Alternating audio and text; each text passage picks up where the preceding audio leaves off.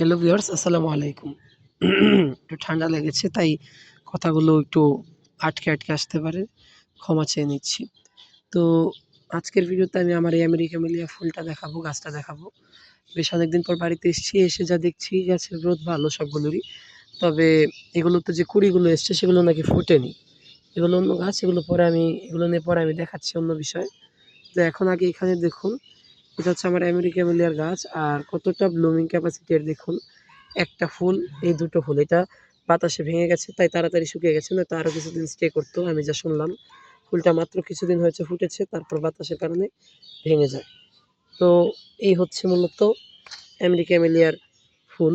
এই যে এটা তুললাম, এই যে এই অবস্থা। আরেকটা দেখুন, এটাকেও তুলে নেব।